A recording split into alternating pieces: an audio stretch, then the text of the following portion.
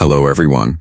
Before we get started, don't forget to like and subscribe to the channel, and leave a comment with where you're watching from and what time it is for you. That way YouTube will share these stories with more people, even the ones who won't be able to sleep tonight. Now, let's begin.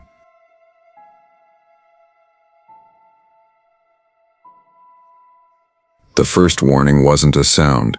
It was the vibration moving through the cabin floor, a short pulse that made the table legs shift as if something heavy had brushed the outer wall. I froze mid-step, waiting for a second confirmation. It came faster than I expected, a firm shove against the siding near the front window. The lantern swung slightly, casting warped shadows across the walls while the storm outside smothered every other noise. I stayed low and reached for the fire poker beside the stove, gripping it tight as another thud pressed into the boards. Each impact followed a measured pattern, spaced just far enough apart to feel intentional. Whatever was outside wasn't panicked. It was confident, surveying the structure one section at a time. Snow slapped the glass in relentless waves, but between gusts, I caught the faint tremor of steps moving along the cabin's perimeter. The storm had rolled in faster than the forecast predicted. I barely had time to secure the shutters before the wind swallowed the last hint of the trail behind me. Now visibility was nothing but white blur and faint silhouettes of the spruce line beyond the porch. I listened carefully, tracking the creature's route. It slowed near the back door, the thin utility entrance that led to the generator shed. The handle twitched, once, twice, then pressure pushed inward with steady force until the latch creaked. I pressed my shoulder against the door, feeling the wood strain. The pressure eased, then released completely. Silence settled again, so abrupt it made my ears ring. I didn't step away. The absence of noise wasn't safety. It was strategy. Whatever circled the cabin had shifted to waiting. A scrape rose along the exterior wall, moving upward toward the roof. Snow slid off the eaves as weight settled above me. I backed into the main room, keeping the poker raised. Each tread on the roof landed with slow precision, stopping directly above the beam where the ceiling was lowest. Dust fell in a thin line across the table. The creature adjusted its weight, testing patterns in the wood. It paced once, then twice, before shifting toward the front of the cabin. When it descended, the boards groaned under its mass. I retreated into the hallway as its shadow crossed the frosted window. The creature paused and leaned close. Its breath fogged a small patch of glass before disappearing instantly in the cold. I didn't risk a full look. The partial outline was enough to know its size dwarfed anything I'd encountered in the region. The cabin door's knob rotated with slow pressure. I steadied my weight against it before the hinge gave way. The creature pushed, steady and deliberate, until I felt the frame bow inward. Then it stopped. The knob turned back to neutral, and the pressure faded. Snow hissed against the window again as if the storm sensed the shift in tension. I waited for footsteps, but instead heard quiet movement at the corner where the porch met the generator shed. A faint tap echoed from the fuel door. Another, then a stronger press, bending metal before releasing. It wasn't random. It was searching for the fastest entry point. The wind dropped for a moment, revealing the soft crunch of snow as the creature settled near the window again. Its shadow stretched wider across the glass, steady and unblinking. It wasn't leaving. It was settling in for the long hunt, while the storm closed every escape route around the cabin. The creature didn't retreat after settling by the window. Its presence pressed into every part of the cabin, turning the air tight and the walls smaller. I shifted into the hallway, gripping the fire poker until my knuckles throbbed. I didn't dare stand near the glass. If it sensed movement, it would try again. I knew that much. A soft scrape came from the side of the cabin, moving toward the corner where the small supply closet sat inside. I stepped carefully toward it, staying close to the wall. The noise paused as if listening. Then the wall flexed inward, subtle but real, as something heavy leaned against it. The pressure lasted only a second before drifting along the siding toward the porch. I kept my breathing controlled and moved toward the table where my pack lay. I needed my headlamp. If the lantern died, I'd be blind in seconds. As I slipped the light onto my wrist, the doorframe shook again. This hit wasn't as heavy as before. It was shorter, more like a test than an attack. I backed away and positioned myself where both entrances were visible. The creature's outline slid across the nearest window, then disappeared in the storm's white churn. Snow muffled everything outside, swallowing sound except for faint movements close to the structure. Another thud landed against the rear wall, then another on the opposite side. Not frantic, not random. It was marking points, noting the cabin's weak spots. The lantern flickered once. I tightened my grip on the poker. The flame steadied, but the warning rattled me more than the creature's knocks. If that light went out, I'd lose the only advantage I had inside. The cabin shuddered again, this time from the far corner near the generator shed. I crept closer to the back window but stayed low. Through the thick frost on the glass, I saw a dark bulk pressed against the shed's door. The creature pushed its weight into the metal frame until it bowed inward. The lock held, but the panel dented under the strain. If it got inside the shed, it would reach the breaker box and fuel line. Without the generator, I'd have no backup heat if the main stove failed. The creature paused suddenly and lifted its head. Even through the frost, I saw its ears angle toward the cabin, reacting to some noise I hadn't made. I stayed still, forcing myself not to shift or breathe too sharply. After a few seconds, it eased away from the shed and moved toward the porch. Boards dipped under its weight. Snow slid from the railing. The storm thickened again, hammering the structure so hard I could barely track where it moved next. I edged toward the living area, ready to reposition if it tried the door again. The knob rotated, slow, controlled, deliberate. I braced both hands against the door, jaw tight, feet planted. Pressure built on the other side, enough to bow the hinges again. The creature didn't slam, it pushed steadily, using its full weight as though confident the door would eventually fail. The frame groaned, stretching under the strain. I dug my shoulder harder against the wood and held firm. After several long seconds, the pressure eased, the knob released. The creature stepped back onto the porch. I remained pressed against the door until the structure stopped vibrating. Snow thundered against the roof as the storm reached its peak. The creature's steps sounded faint beneath it, but I caught small shifts. Its slow pace along the outer walls, its pauses near corners, its deliberate attempts to read the cabin's patterns. It wasn't just hunting, it was learning. The lantern sputtered a second time. I turned on the headlamp, keeping the light pointed at the ceiling to avoid casting shadows that might catch its attention. The storm whined through cracks in the siding, forcing drafts under the door. The fire in the small stove warned me with a low gutter, and I hurried to feed it more wood without making noise. A soft thump landed outside the bedroom window. I froze mid-motion. The shape outside leaned close enough to darken the entire pane. It shifted its weight, angling as if trying to peer inside. I stayed crouched by the stove, barely breathing, keeping the headlamp dimmed against my chest so nothing bright spilled toward the room. The creature lingered for a long time, too long. Then it lifted away and moved toward the porch again. That pattern repeated. Testing, circling, listening. Each pass grew bolder, as if the creature gained confidence with every loop. The storm sealed the cabin from the rest of the world, muting any hope of calling out or leaving without immediately exposing myself. I went to the back of the cabin where the storage hatch led to a tiny crawl space. It wasn't an escape, but it was cover if the creature finally breached a wall. I cleared a path quietly, pushing aside old boots and a crate of dry goods. I kept the hatch closed but ready. A new noise cut through the storm, short, heavy, final. The porch boards didn't just bend this time, they cracked. I stepped into the center of the room, poker raised, breath steady. The creature's weight shifted toward the door, each footfall firm, not testing anymore. This time it wasn't mapping the cabin, it was committing. The cracks in the porch boards didn't stop after the first one. A second split followed, sharper, closer to the threshold. I backed deeper into the main room, repositioning where both windows and the door stayed in view. Snow hammered the siding so hard the cabin vibrated under the impact, but the creature's weight still cut through every other sound. It stepped closer, its movement steady, not rushing. It was done circling. It had chosen its entry point. The door bowed inward as the creature pressed its body against it. The hinges rattled, straining under the weight. I held the poker tight, shifting my stance as the frame flexed. A low groan rose from the wood, the kind that signals a structure seconds from giving way. I slid backward a few steps, knowing if the creature breached the door, I couldn't let it pin me against a corner. The pressure suddenly vanished, not from retreat, from repositioning.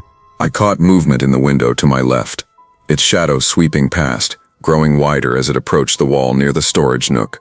The creature lowered its body and pressed its weight against the narrow boards, testing them again. The wall dented inward visibly. A thin line appeared in the wood, not fully split but close. I stepped sideways, readying myself for whichever breach came first. Another impact hit the front of the cabin. This one sharp and decisive. Snow burst off the porch railing, scattering across the window.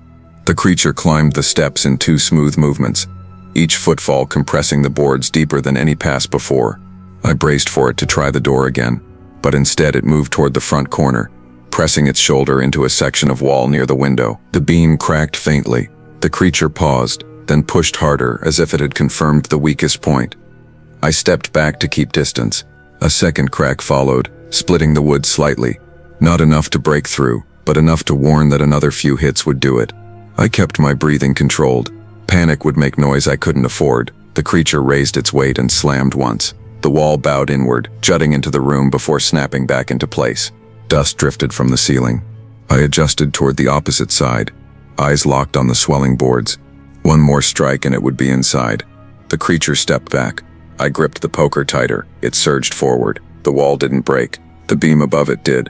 The impact blew a narrow section of the corner inward, sending splinters across the floor. Cold air rushed through the gap. The creature pressed its face against the opening, trying to widen it with sheer force. Its breath hit the rim of the broken boards and dissipated instantly. I moved fast, slamming the heavy chair against the gap. The creature rammed it immediately, knocking the legs out of alignment, but not fully dislodging them. I shoved the table against the chair, stacking weight to buy seconds rather than safety. The creature stepped back, regrouping, calculating. Each pause in its assault made the tension worse. It leaned toward the door this time, pressing the knob again. I ran to brace the frame, shoulder digging into the wood. The pressure grew. The creature pushed harder, testing if the door had grown weaker after the impacts along the wall. The hinge let out a sound like metal tearing. I shoved with everything I had. The pressure abruptly stopped. Snow slid off the roof as the creature leapt upward, landing heavy above me. The ceiling groaned as it moved across, each footfall landing closer to the main beam that supported the center of the cabin. I backed toward the crawlspace hatch, preparing for the worst. The creature paced twice, then positioned itself above the section where the roof sloped closest to the interior. Wood cracked. The beam sagged. The creature struck again, using its full weight. The roof split just enough for snow to pour through in a sudden cascade. I shielded my face and stumbled back, the cold burning my skin. A second impact widened the break. The creature's limb punched through briefly before withdrawing, as though gauging the gap. Snow piled quickly, covering the floor in uneven mounds. The creature repositioned for another impact. I dove to the crawlspace hatch, pulling it open and slipping inside as another strike split the roof further. Snow and debris spilled across the room. I pulled the hatch shut behind me and backed deeper into the narrow space, curling myself behind stacked crates. The creature tore at the opening above, widening it until larger chunks of wood fell into the cabin. The sounds shifted. No more testing. No more circling. The creature dropped through the collapse, landing inside the cabin with a heavy thud. I held still in the dark, listening as it moved through the wrecked interior. Boards cracked under its weight. Objects toppled. It sniffed along the floor, searching for any trace of movement. Slowly, its steps drifted toward the far corner, away from the hatch. For the first time since the assault began, quiet settled over its movements. A long pause followed. Then steps moved toward the broken wall, pushing through the debris until they faded into the storm outside. I didn't move again until the wind finally shifted and the first gray light of morning seeped through the gaps overhead. The creature was gone, but its tracks dug deep trenches across the clearing, leading back into the trees where the storm had swallowed everything except the proof that it had chosen to leave, not failed to get in.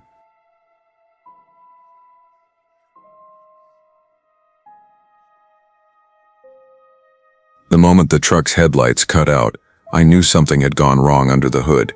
The engine died mid-turn, coasting to a stop on the narrow bridge that crossed a frozen channel outside Port Tenere. The wind pushed snow across the guardrails in fast, slanted lines. But the real problem wasn't the storm. It was the figure standing just past the beams of the fading lights, too still to be a stranded driver and too far from any house to be out for any normal reason. I locked the doors immediately. The cab went quiet except for the ticking metal as the engine cooled. My breath fogged the glass and I wiped a clear patch with my sleeve. The figure didn't move. No shift of weight, no lean, no reaction to the failing lights. Just a rigid outline planted in the center of the bridge, blocking the only direction I could walk. I reached for my phone. No signal. The nearest home was nearly a mile back, and the road behind me twisted around blind corners where the wind swallowed sound. I kept one hand on the ignition, trying it again. The engine cranked weakly, then died. No power, no lights, just the storm and the figure ahead of me. A dull knock landed on the rear bumper. I spun in my seat, heart pounding. The mirrors were coated in frost, but I caught a blurred shape moving along the side of the truck. It wasn't running, it wasn't stumbling. The stride was controlled, steady, like someone pacing beside the vehicle while studying it. I ducked lower and reached for the tire iron beneath the passenger seat. The window beside me clouded again, but not from my breath. Something moved past it, brushing the glass lightly. The figure in front of the truck still hadn't shifted, yet something else bumped the rear panel again. Firmer this time. 2 of them. I was sure now. I eased up just enough to watch the bridge through the windshield. The first figure tilted its head slightly, as if adjusting its focus on the truck. A faint crunch of snow reached me from the passenger side, then a soft slide of movement near the tailgate. The storm swallowed their sounds faster than I could track them. The truck rocked once, a short controlled push from behind. I held the tire iron ready, moving slowly to keep the cab silent. Another push followed, stronger, sliding the truck a few inches toward the guardrail.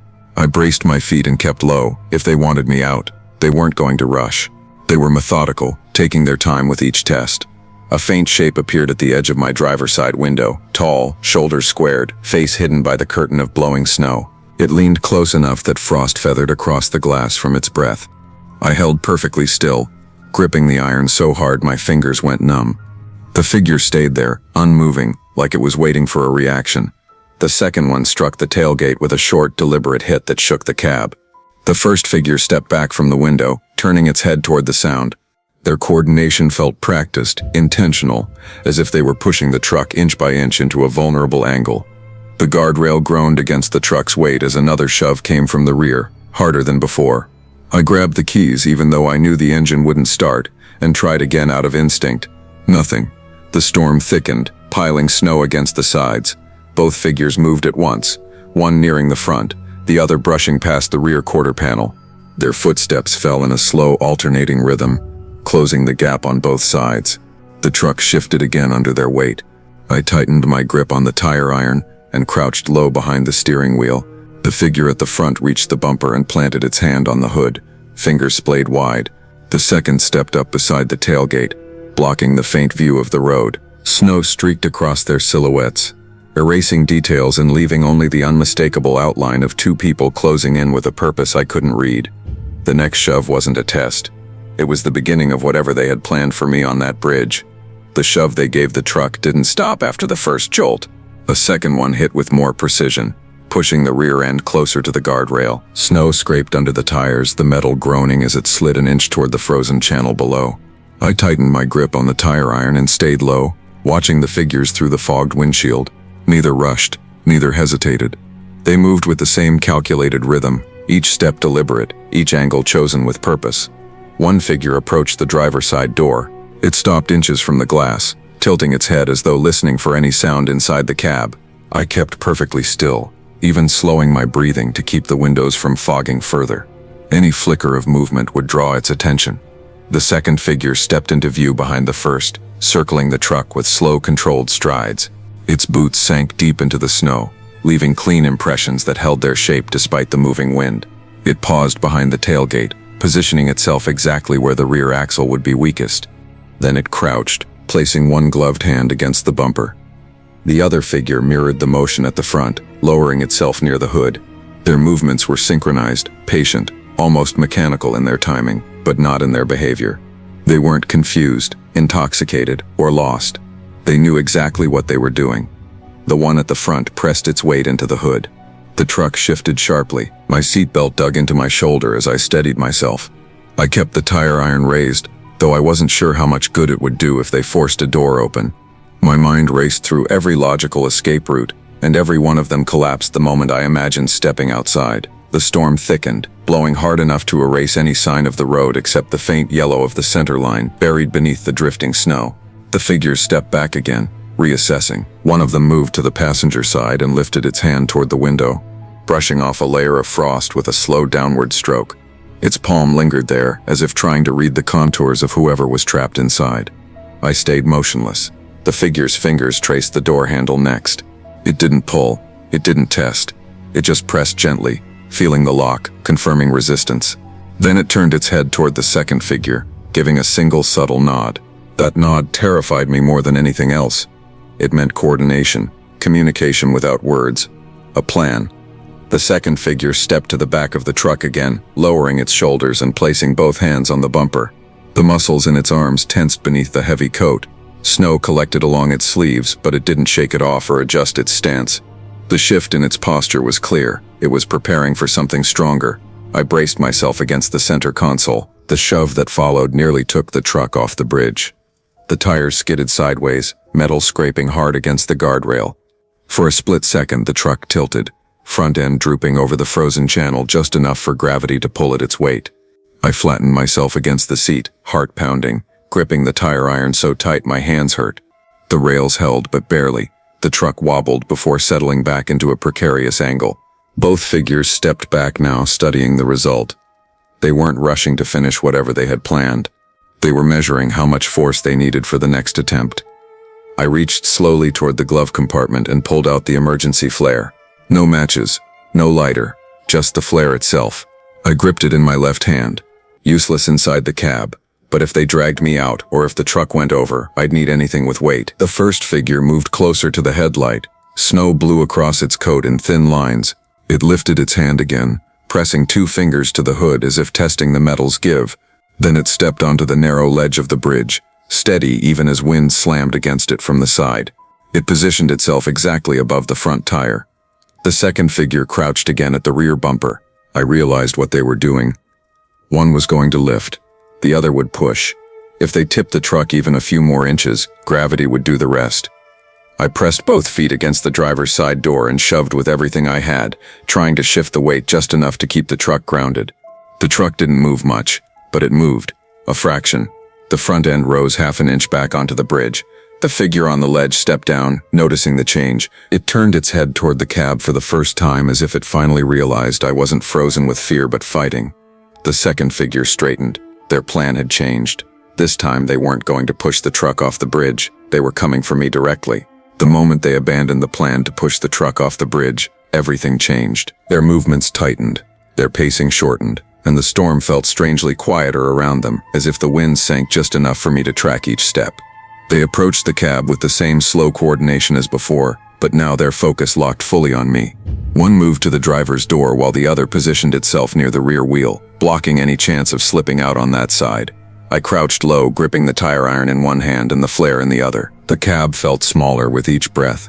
The storm pressed hard against the windows, snow swirling in thick lines that made the bridge rails blur. The figure at the driver's door leaned closer, its shadow stretching across the seat. It didn't test the handle yet. It just stood there, listening through the glass, waiting for any movement inside.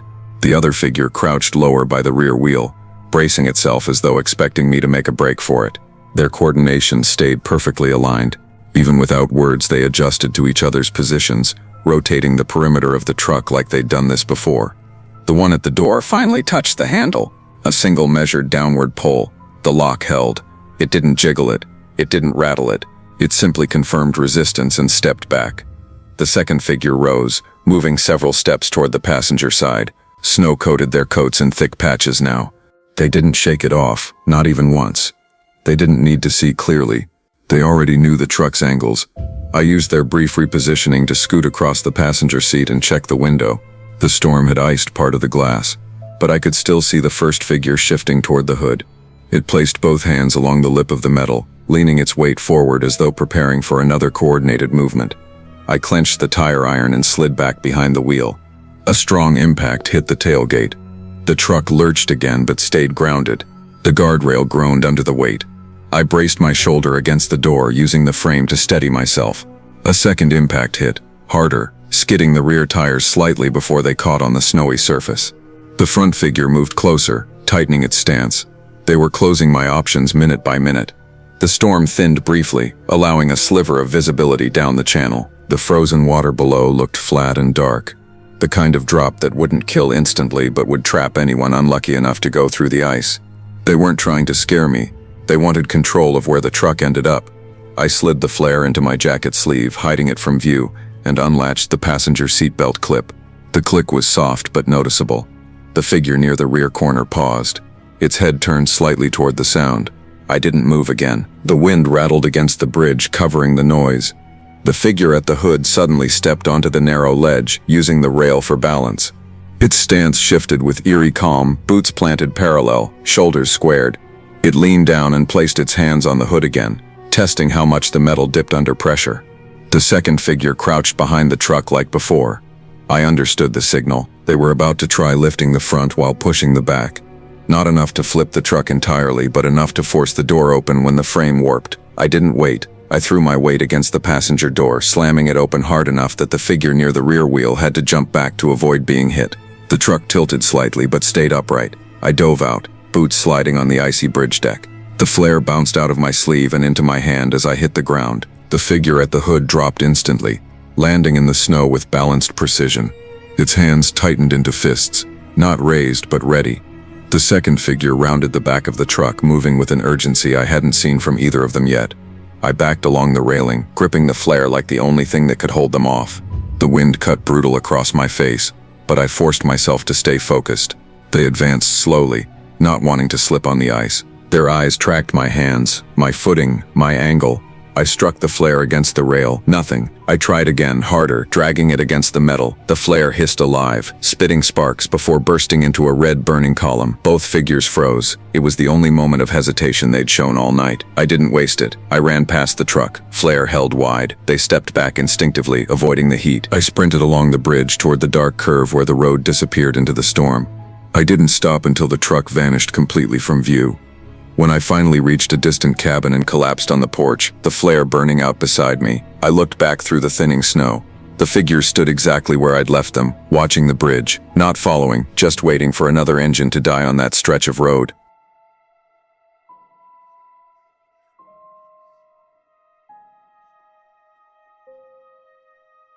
The first thing I registered was the slam of the ranger station's side door hitting the wall, hard enough to shake dust from the rafters. I spun around with the flashlight raised, expecting wind, but the night air outside was completely still.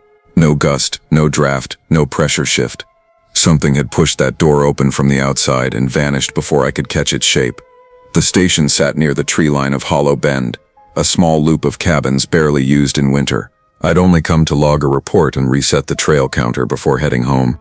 I hadn't planned to stay longer than a few minutes, but the station's door now stood wide open, the darkness behind it thick enough that my beam didn't reach the tree line. I stepped closer and nudged the door shut, slow and controlled. The metal hinges creaked softly. No tracks marked the snow outside. The path leading to the trees looked untouched. Nothing made sense about the force that pushed it open. A soft click sounded behind me. I turned fast, beam locked on the back hallway. The supply closet door was slightly ajar now, tilted just enough to show the edge of a shovel handle inside. I had passed it earlier, closed. I was sure of it. The station was old, but not drafty enough for two separate doors to open on their own with no wind. My breath steadied as I walked toward the closet. The hallway floorboards didn't creak, something that unnerved me more than noise would have. Silence made everything sharper. I placed my hand on the closet knob, turning it slowly until the latch clicked. I pulled the door open. Nothing, just shelves, old bags of salt, a few lanterns, a stack of reflective vests. I convinced myself I'd misremembered, even though the angle the door rested at wasn't natural for something accidentally left open. I shut it tight. Another sound cut through the room, a gentle scrape of wood on wood. This time from the front counter, the one I had just walked past. My light swung instantly, landing on the clipboard I had left centered on the logbook. Now it sat several inches to the right, hanging partly over the edge. I hadn't touched it. The station felt smaller suddenly, every corner too quiet, every inch of the air holding tension. I moved back toward the counter, flashlight beams sweeping the floor for any sign of movement. Snow tracked in from my boots, but nothing else. No new prints, no wet marks from wildlife, no evidence of anyone else inside. The temperature dropped slightly, enough for my breath to fog. The heater hadn't failed.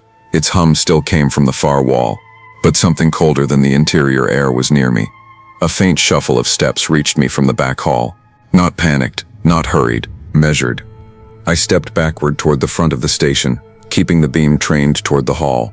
The shadows there shifted, not by shape, but by the way the darkness seemed to pull inward before settling again. I didn't see a figure. I didn't see movement, but something had changed in the way the space behaved. I grabbed the radio from the counter and clicked the side button. Static. I tried again. More static. The repeater tower on the ridge rarely failed. but tonight it sounded distant, faint, swallowed by interference. A soft thud landed behind the front door. I froze. The doorknob twitched. My grip tightened on the flashlight, and I moved sideways, keeping distance between myself and the door. Another thud followed, this one more direct, against the lower panel, like something tapping the wood lightly to test the boundary. Then silence. I held still, listening. A faint weight shifted across the porch boards, each footfall angled, purposeful. Snow slipped from the roof edge as something moved along the outer siding toward the windows. The station's wall dipped slightly under a controlled push, almost like whatever was out there was checking the frame for weak points. I stepped back toward the center of the room. A sudden crack split the quiet sharp and clean. The back window's frame had bent inward a fraction of an inch. The bend in the window frame didn't deepen, but the pressure behind it stayed constant, as if the creature was keeping one hand on the siding while listening for any shift inside.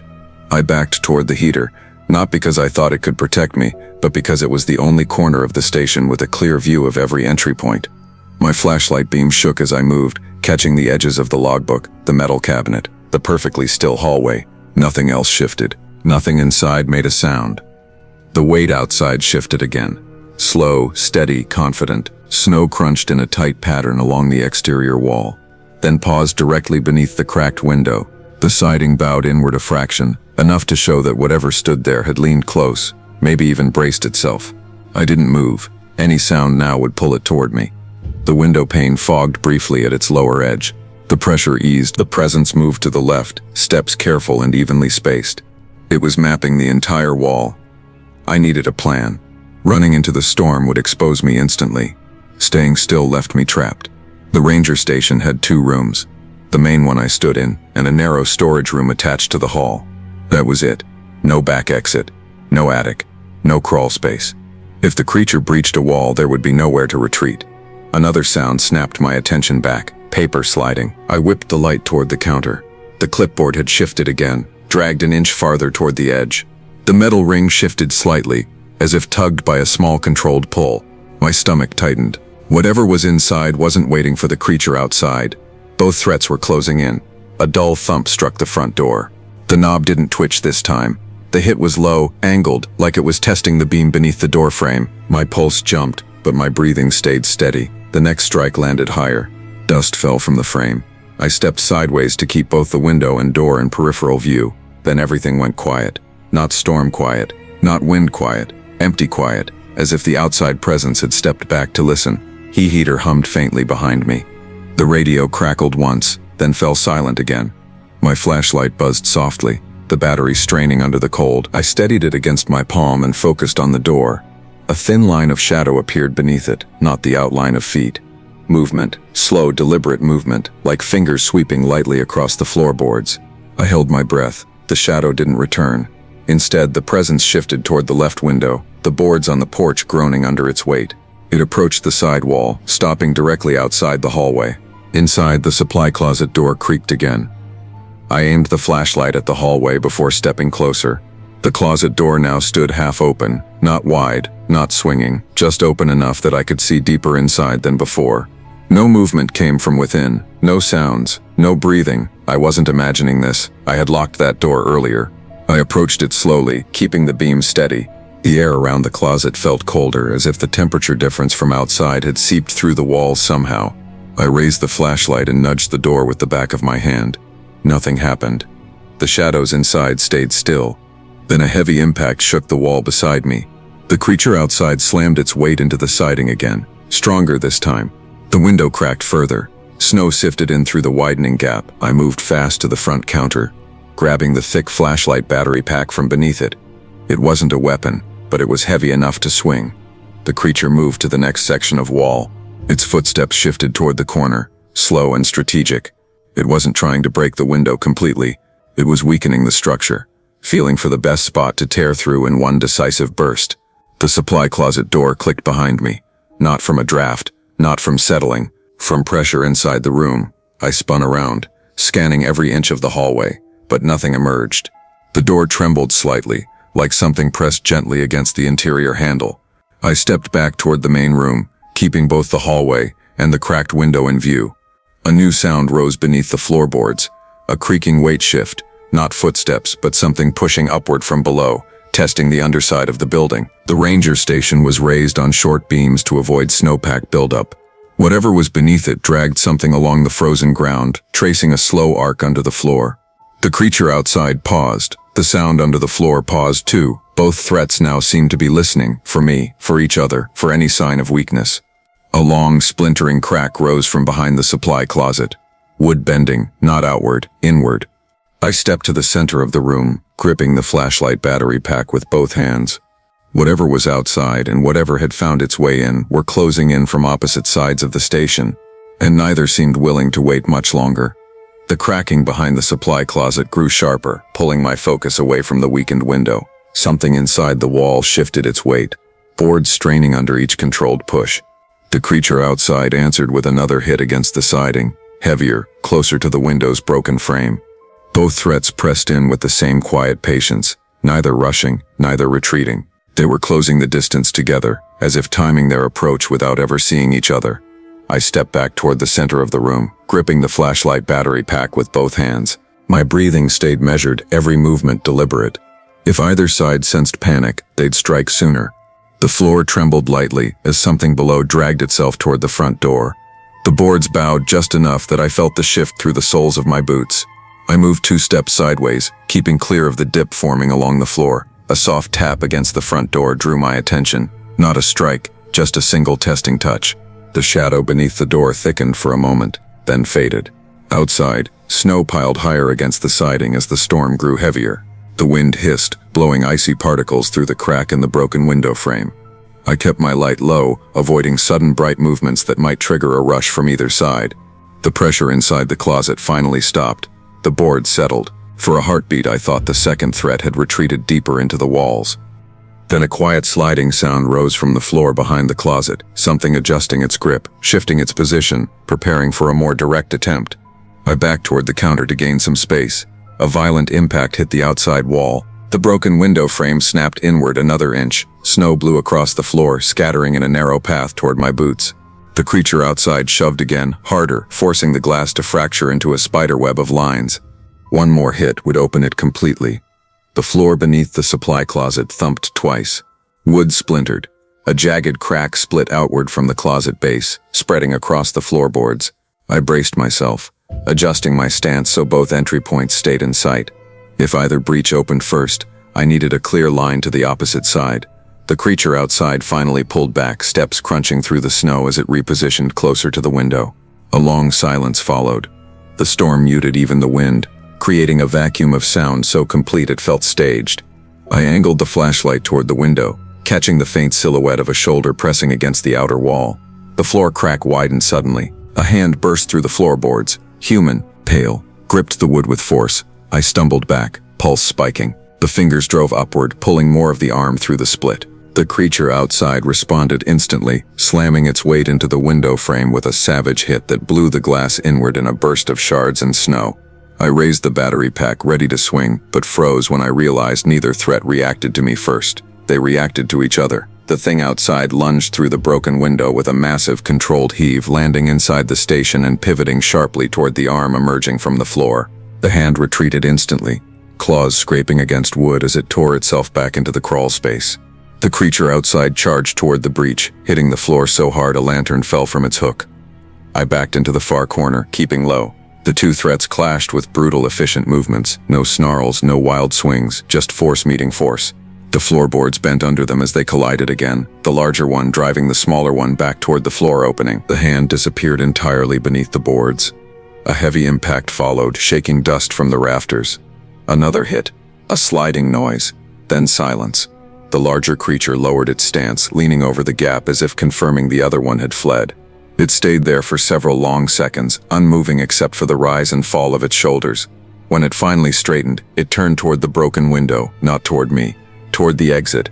It stepped through the shattered frame, boots crunching the snow outside. Its silhouette crossed the porch in deliberate strides before fading into the storm's curtain. I didn't move until the wind picked up again, swallowing all remaining sound. Only then did I cross the room, step by cautious step, and look out the window at the trail leading back toward the cabins. 2 sets of tracks led away from the station. One large, one small, both disappearing into the timberline where the storm concealed whatever waited deeper in the dark.